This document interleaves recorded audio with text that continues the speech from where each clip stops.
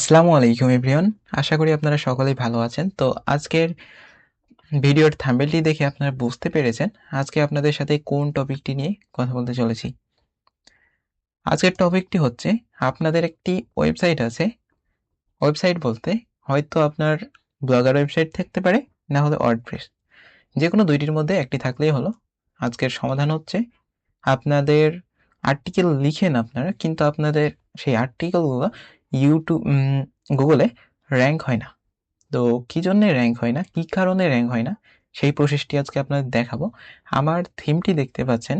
প্রথমত যে বিষয়টি হচ্ছে আপনাদের যেই আর্টিকেলগুলো লিখেন, আর্টিকেল বলতে এখানে দেখতে পাচ্ছেন আর্টিকেলগুলো লিখেন, কিন্তু ভালোভাবে লিখার পরও কেন আপনার গুগলে ইন্ডেক্স হওয়ার পরে ১ নম্বর পেজে ২ নম্বর পেজে কেন আসে না, সেই বিষয়টি নিয়ে আজকে আপনাদের সাথে জানাবো।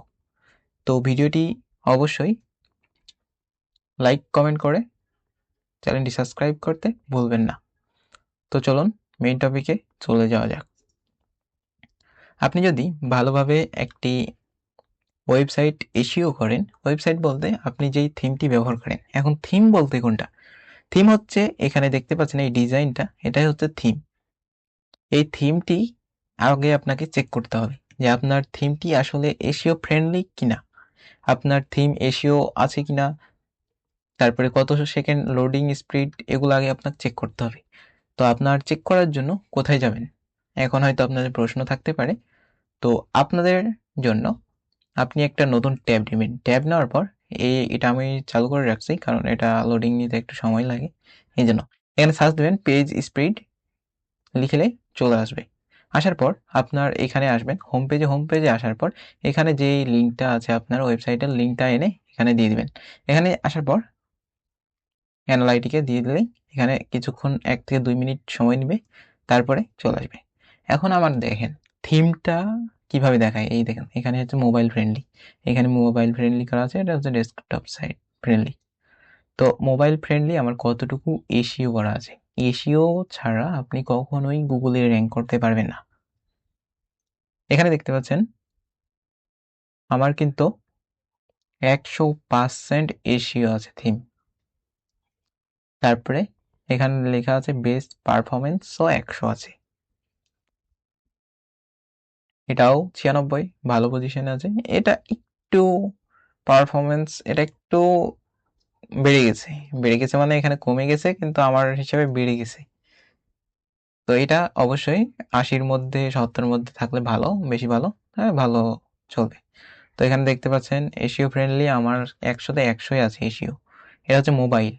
আর অবশ্যই আগে আপনাদের বলতে ভুলে গেছি, আপনাদের এই যেই থিমটা আপনারা আপনাদের ওয়েবসাইটে লাগিয়ে রাখছেন, সেই থিমটা মোবাইল ফ্রেন্ডলি কিনা আগে অবশ্যই যাচাই করে নেবেন। আর আমার এই থিমটি যদি ভালো লেগে থাকে তো অবশ্যই আমাকে ইনবক্সে নক করবেন, ফোন নাম্বার দেওয়া থাকবে, হোয়াটসঅ্যাপ নাম্বার, সেখান থেকে যোগাযোগ করবেন। যদি আপনারা এই থিম ডিজাইন নিতে চান, সেম এমন ডিজাইন, অথবা আপনারা কাস্টমাইজ করেও নিতে পারেন। যদি এমন ডিজাইন নিতে চান তাহলে অবশ্যই আমার হোয়াটসঅ্যাপ নাম্বারে নক করবেন। আর এই থিম হচ্ছে এসইও করে থিম তৈরি করা আছে। যদি আপনাদের ভালো লাগে অবশ্যই নক করবেন, আপনাদেরকে দিয়ে দেব। তো এটি অবশ্যই যাচাই করে নেবেন। তাছাড়া আপনার ওয়েবসাইট যদি থিম যেটা ব্যবহার করেন সেটা যদি এসইও ফ্রেন্ডলি না হয়, আপনি ১০০০ চেষ্টা করলেও আপনি কখনো আপনার ওয়েবসাইট র‍্যাঙ্ক করাইতে পারবেন না। আমার ওয়েবসাইটে যে আর্টিকেলগুলো আছে আপনারা চাইলে এসে দেখতে পারেন। সফট ব্লগ, আপনারা গুগলে সিম্পলি আসবেন, আসার পরে এখানে সফট ব্লগ লিখবেন, SHOFT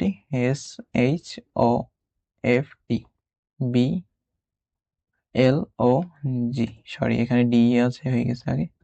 সফট ব্লগ লিখলেই আপনি এখানে ইন্টার দিবেন, সফট ব্লগ লিখলেই দেখতে পাচ্ছেন এখানে আমার অ্যাকাউন্টটি চলে আসছে।